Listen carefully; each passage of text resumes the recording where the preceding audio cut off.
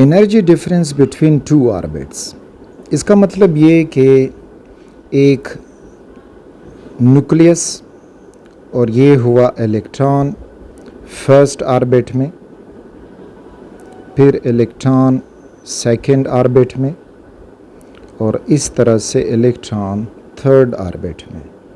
अब इन इलेक्ट्रॉन्स की एनर्जी यहाँ पे हम मालूम कर सकते हैं फर्स्ट ऑर्बिट में, इससे पहले जो लेक्चर हमने किया, फिर उसके बाद सेकंड ऑर्बिट में कैलकुलेट कर सकते हैं, थर्ड ऑर्बिट में कैलकुलेट कर सकते हैं। लेकिन इस टॉपिक में अब ये होगा कि अगर इलेक्ट्रॉन थर्ड ऑर्बिट से सेकंड में आए तो उसकी एनर्जी में कितना चेंज आएगा, यानी ये डेल्टा ई जो है वो कितना होगा। इसी तरह से वो थर्ड से डायरेक्टली वन में भी आ सकता है, तो हम वो चेंज इन एनर्जी भी मालूम कर सकते हैं, और फर्स्ट सेकंड से फर्स्ट में आए तो वो चेंज इन एनर्जी हम मालूम कैसे करेंगे। ठीक, तो इस लेक्चर में हमारा ये होगा। तो वी नो दैट कि change in energy delta E is equal to E2 minus E1।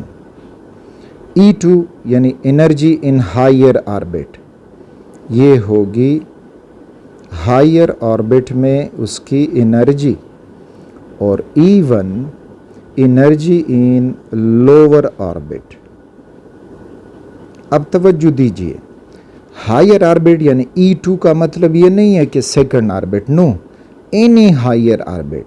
अगर वो थर्ड से सेकंड में आ रहा है तो ये थर्ड हायर ऑर्बिट हो जाएगा, सेकंड लोअर ऑर्बिट हो जाएगा। ठीक, तो इसका मतलब ये होगा।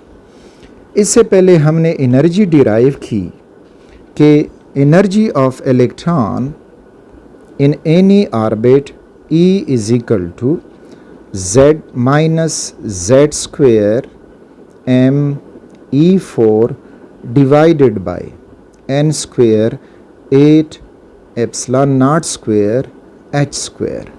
ये है एनर्जी जो किसी भी ऑर्बिट में हम इलेक्ट्रॉन की मालूम कर सकते हैं।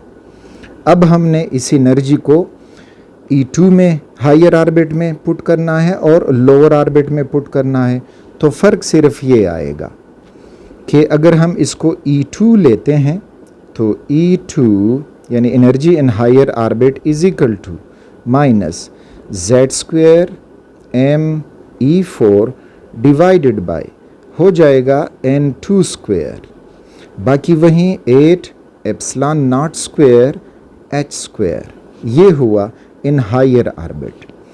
और इसी तरह एनर्जी इन लोअर ऑर्बिट यानी E1 वो हो जाएगा minus Z square ME4 power 4 divided by N1 square 8 epsilon naught square H square.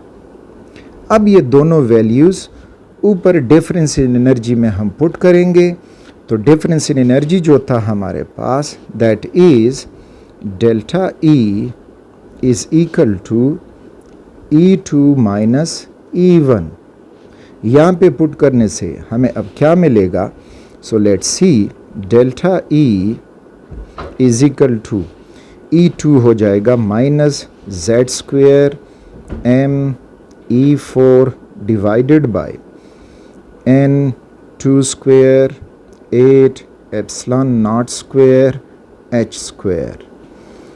ये हुआ E2 माइनस E1, उसकी वैल्यू है minus Z square ME power 4 divided by N1 square 8 epsilon naught square H square. अब आगे further इस equation में यहाँ से हम कॉमन लेते हैं, टेकिंग कॉमन, के दोनों में कॉमन क्या है।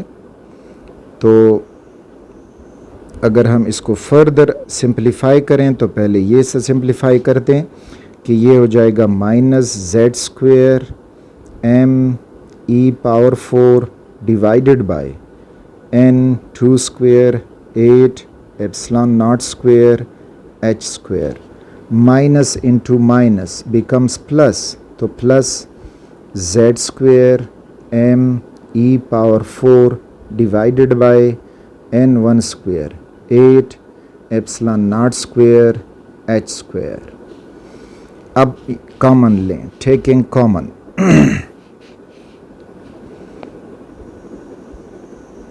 टेकिंग कॉमन्स,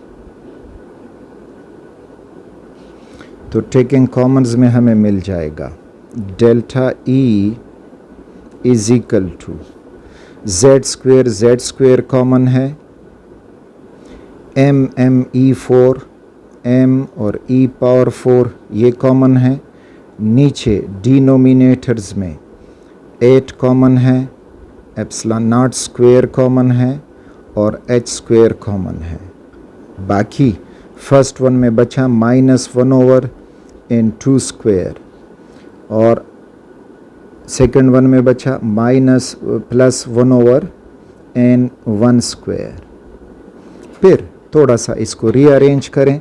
रीअरेंजमेंट में अब क्या होगा, नथिंग न्यू, बस सिर्फ ये delta E is equal to Z square M E 4 divided by 8 epsilon naught square H square, और ये हो जाएगा +1/n1 स्क्वेयर, उसको आगे ले आएँ तो 1/n1 square -1/n2 square.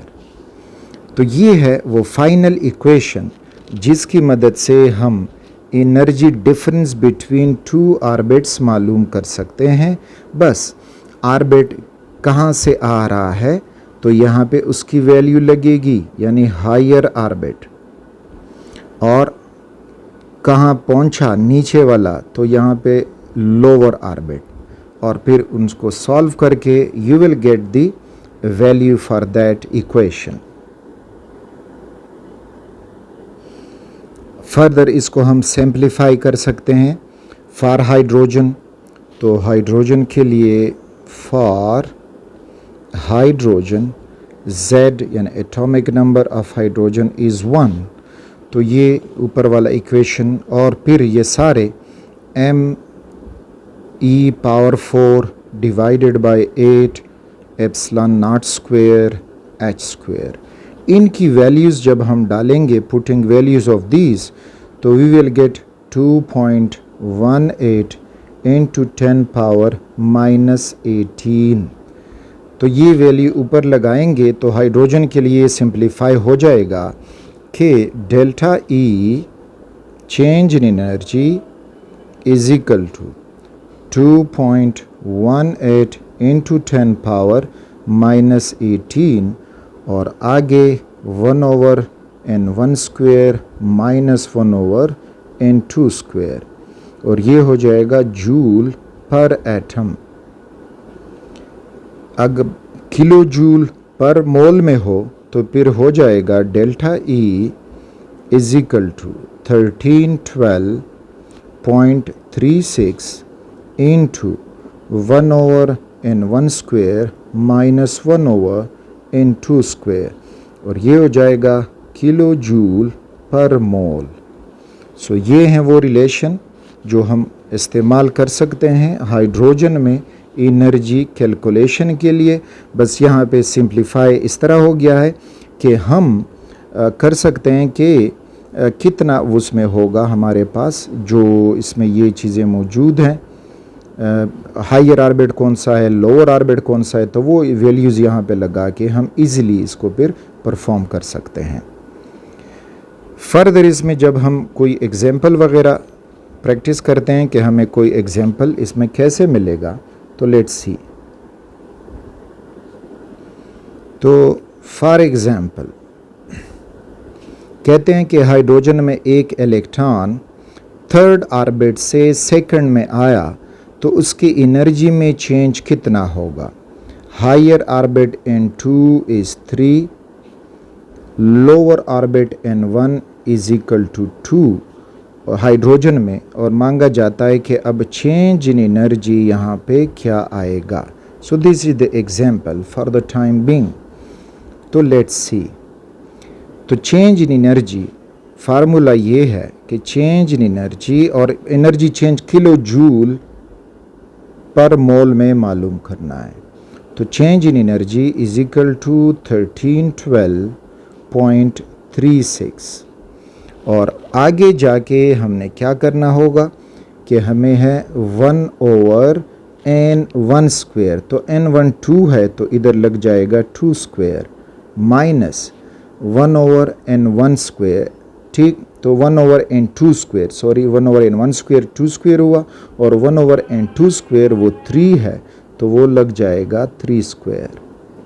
Further इसको सॉल्व करके आगे जाएंगे। So we will get delta E is equal to 1312.36 into 1/4 and 1/9।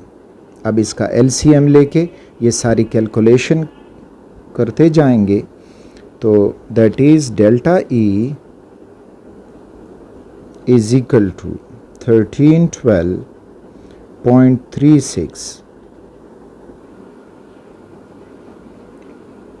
1/4 and minus 1/9। इनका एलसीएम ले लें तो हम डायरेक्ट एलसीएम लेते हैं कुछ इस तरह से कि ये 4 हुआ, ये 9 हुआ। 4 पे डायरेक्ट कर दो तो 4 1 ज़ा 4 और ये हुआ 9 और फिर 9 का हो जाएगा 4 9 1 ज़ा 9। सो वी गॉट 4 मल्टीप्लाइड 3, तो 4 मल्टीप्लाइड 9 सॉरी दैट इज़ 36। 9 4 36, तो इधर अब ये हुआ 9 4 36 एलसीएम लगा। अब बाकी जब हम सॉल्व करेंगे तो इस तरह के हमें 1/4 है माइनस 1/9 है तो इधर भी 36 मल्टीप्लाई कर दें, इधर भी 36 मल्टीप्लाई कर दें। ये हो जाएगा 9 1 ज़ा 9 और 9 4 36 और 4 एकम 4 और 4 9 36। So we are getting here कि यहाँ पे हो जाएगा 9 माइनस 4 डिवाइडेड बाय 36। ये हमने एलसीएम लिया। अब फर्दर इसको सॉल्व करेंगे। फर्दर सॉल्यूशन में अब हमें ये मिलेगा कि delta E is equal to 1312.36 into 9 minus 4 becomes 5 divided by 36। अब इसको डिवाइड करें तो इसको डिवाइड करेंगे तो ये हुआ 5 डिवाइडेड बाय 36। ऊपर पॉइंट लगा दें ताकि ये 50 हो जाए और 1 से मल्टीप्लाई करके यू विल गेट 36। यहाँ से अब आपके पास 10 10 से 6 निकला तो यू गॉट 4 और इधर 4 से 3 तो 1। अब इसका पॉइंट लगा है तो 0 लगा दें और अब इसको अगर हम 3 से मल्टीप्लाई करें तो 3 चिकी 18 और 3 तिया 9 और 1 10। तो इस तरह से हमारे पास फर्दर तो मे बी कि यहाँ पे आंसर हमारे पास 1.13 आया। So delta E is equal to 1312.36 into 0.13। अब इससे इसको मल्टीप्लाई करोगे so you will get the change in energy. तो हमें चेंज इन एनर्जी मिल जाएगा। अच्छा, मैं कैलकुलेटर से कर चुका तो यहाँ से हमारे लिए जो वैल्यू मिल जाएगी तो कैलकुलेटर से करेंगे उसकी वैल्यू मिलेगी 170.6 किलो जूल, क्योंकि हमने ऊपर किलो जूल इस्तेमाल किया है।